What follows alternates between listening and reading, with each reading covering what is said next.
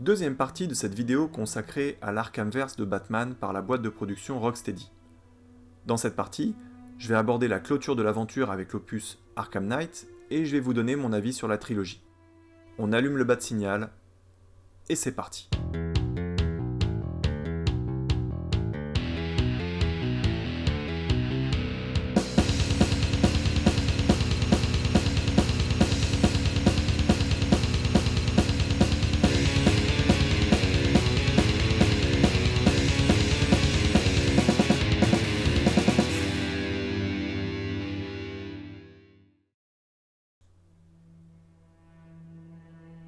Alors que Gotham connaît une ère de paix après la disparition du Joker, un vieil ennemi décide de s'emparer de cette place vacante et de pousser les ennemis du justicier masqué à s'allier pour mettre enfin un terme à sa carrière de super-héros.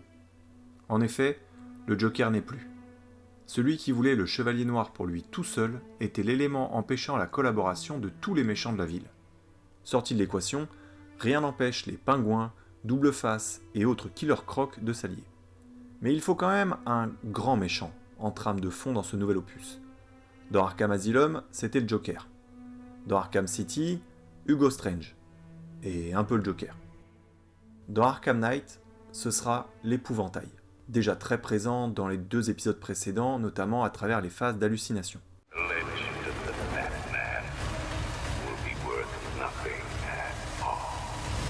Arkham City a permis d'agrandir la carte en déplaçant l'univers carcéral d'Arkham Asylum dans une partie de Gotham. Mais comment repousser encore les frontières de manière pertinente et cohérente ? C'est là que le choix de l'épouvantail prend tout son sens.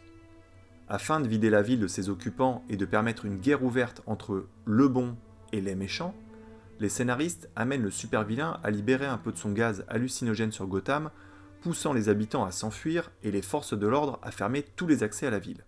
Fais relever les ponts. Il n'y en a pas un qui doit quitter l'île. Ainsi, les limites d'Arkham City sont étendues de manière logique, et on obtient, dans Arkham Knight, un univers 5 fois plus grand que dans l'épisode précédent. Malgré tout ce qui a déjà pu être proposé lors des 2 précédents opus, l'équipe de Rocksteady parvient encore à trouver dans l'univers de Batman d'autres personnages qui servent l'intrigue ou viennent temporairement ralentir le détective dans sa quête. Cependant, le studio veut pousser l'expérience encore plus loin en créant un nouveau vilain exclusivement pour le jeu.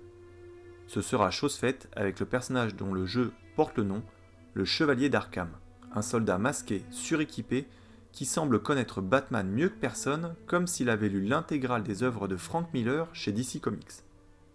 Une nouvelle fois, concernant le chara-design, l'équipe cherche à pousser le réalisme à son paroxysme avant d'ajouter leur touche personnelle de stylisation pour correspondre à la fois toujours à l'univers des comics, mais également à la direction artistique de l'Arkhamverse.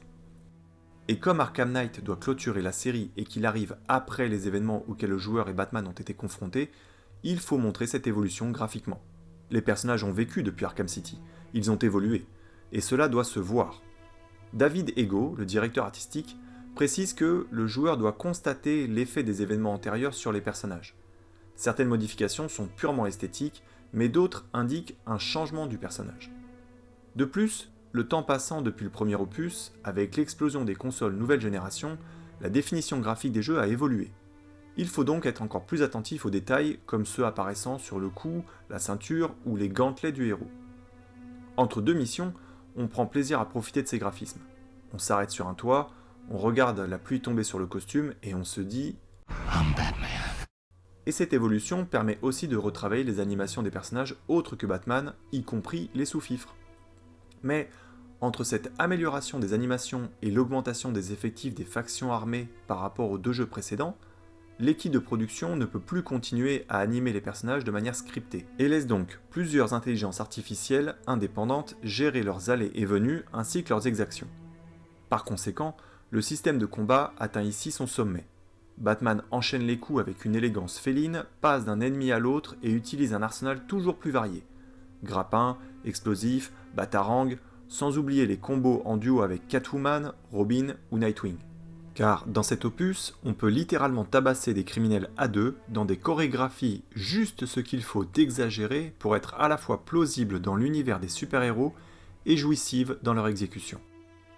Côté énigme, l'homme mystère fatigue un peu, mais n'a toujours pas la notion de ce qu'est un passe-temps raisonnable, en nous proposant plus de 300 défis.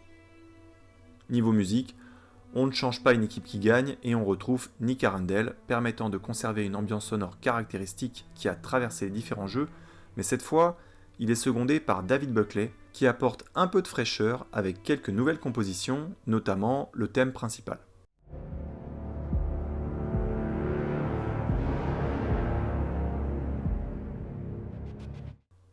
Pour ce dernier chapitre, le studio tient à tout prix à ajouter un nouvel élément indissociable de Batman, la Batmobile.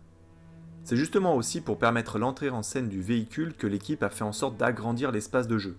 Ici, le bolide amélioré sert à tout. Poursuivre les ennemis, résoudre des énigmes, affronter des drones ou tout simplement faire des dérapages stylés sous la pluie. Alors oui, le jeu en abuse un peu, mais soyons honnêtes. Qui n'a jamais rêvé d'avoir un tank télécommandé à distance ?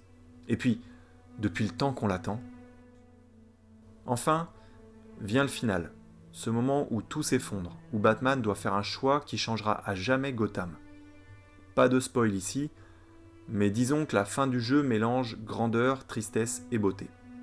C'est la conclusion d'un arc narratif de 7 ans, une manière de dire que même les héros ont une fin, et Rocksteady a eu le courage de l'assumer. Le jeu sort le 23 juin 2015, et en 4 mois s'écoule à plus de 5 millions de copies vendues, aidé par les bundles PS4, dont 120 000 exemplaires seront vendus en un mois. Plusieurs DLC viendront compléter ce jeu et apporter quelques cerises sur le gâteau, avec notamment des défis dits en réalité augmentée, mais surtout 6 épisodes supplémentaires appelés épisodes d'Arkham, permettant d'incarner un nouveau personnage à chaque histoire, et notamment des personnages jusqu'alors injouables. L'accueil critique est un tout petit peu moins bon et moins unanime, mais le jeu reçoit tout de même d'excellents retours. Une des plus mauvaises notes est 7 sur 10. Pas de quoi pleurer.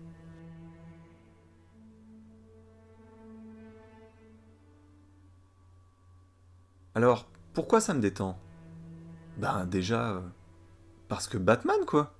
Ça vous agace ça, hein ? Quoi donc ? Un chevalier solitaire dont tout le monde parle et qui s'appelle pas Lancelot du Lac. Dont tout le monde parle ? Ah non, s'il vous plaît. Ensuite, parce que, comme le résume si bien le joueur du grenier, le premier opus... il était incroyable, sur tous les points. Musique, gameplay, visuel, graphisme, doublage, ambiance. Il parle même d'un jeu proche de la perfection, et je suis d'accord avec lui, tout comme les critiques de jeu l'ont aussi été à sa sortie. Quand j'y ai joué pour la première fois, j'ai eu à la fois l'impression de retrouver un environnement familier, tout en étant émerveillé de découvrir cet univers pour la première fois. Et quel plaisir de retrouver un Joker digne de ce nom. Enchanté par Arkham Asylum, j'attendais comme beaucoup Arkham City avec impatience, espérant ressentir au moins autant de plaisir à y jouer qu'avec son prédécesseur. Et bordel, quelle claque je me suis pris en me rendant compte qu'il était encore mieux. En plus, étant fan d'Harley Quinn depuis la série animée, merci Monsieur Paul Dini, sa psychologie et ses différents styles au cours des 3 opus collent magnifiquement bien avec l'évolution du personnage en dehors de sa tenue d'arlequin qui faisait un peu trop bande dessinée pour s'intégrer dans un monde voulant coller à la réalité. Je ne saurais cependant dire si ma petite déception vis-à-vis d'Arkham Knight est, comme d'autres, liée à une réelle légère perte de vitesse du studio, ou, comme cela arrive souvent aussi, si c'est dû à une trop grande attente de ma part au regard des 2 épisodes précédents. Je me souviens juste que je trouvais l'utilisation de la Batmobile un peu répétitive ou trop fréquente, je ne saurais plus trop dire, mais il y avait un truc qui déconnait au sujet du tank de Batman. Mais le jeu vieillit bien. Sachant que je comptais faire une vidéo sur le sujet, je me suis racheté la trilogie sur PC. Et quel bonheur de retrouver cet univers, ce gameplay, ces personnages. J'ai beau avoir déjà fini les 3 jeux, le plaisir est intact. Je me suis juste un peu moins intéressé aux quêtes secondaires, le plaisir étant de vraiment jouer et non d'accomplir un 100%. Le mode de combat free flow est un pur bonheur. S'exciter sur 2 boutons de manière synchronisée avec ce qu'il se passe à l'écran, histoire de réaliser le plus long combo sans prendre un seul coup est vraiment amusant.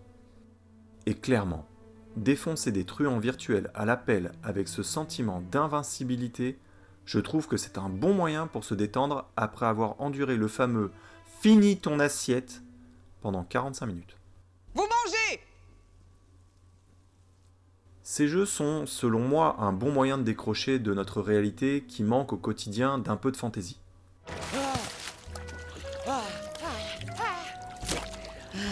Je suis un héros. Non pas que le jeu soit guilleret, au contraire, mais bien que graphiquement très réussi pour correspondre à une esthétique plausible, notamment en ce qui concerne les personnages, le dosage est suffisant pour qu'on sache qu'on est dans de la fiction.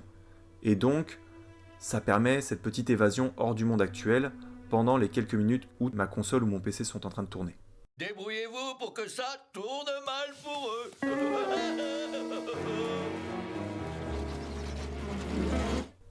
Et encore une fois, les développeurs ont réussi ce magnifique exploit pour que tous les aspects d'immersion s'imbriquent parfaitement.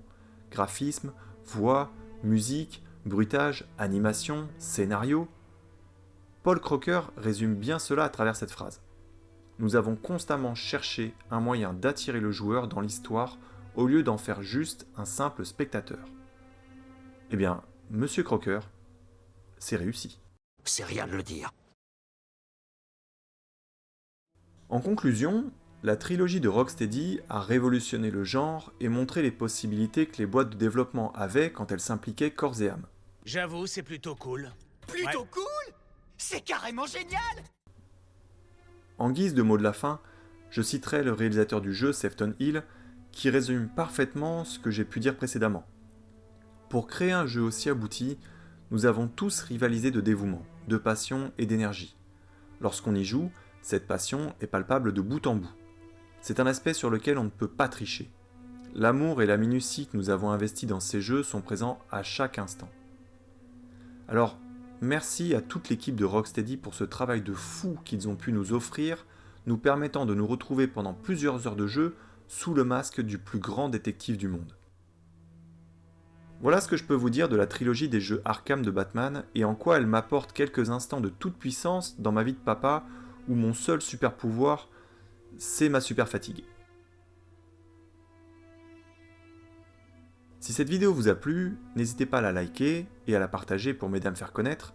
N'hésitez pas non plus à la commenter sans coup bas et à me dire si mon avis sur ce troisième jeu est faussé ou si vous êtes d'accord avec moi. Enfin, pensez à vous abonner pour ne rien rater de mes prochaines sources de détente. Et si vous ne l'avez pas déjà fait, je vous invite à aller écouter la première partie de cette vidéo et sinon, à très bientôt pour une nouvelle vidéo. Pour ma part, je vais me détendre un peu. Batou, si seulement tu savais ce que j'ai préparé. Crois-moi, tu en mourras. Et merde.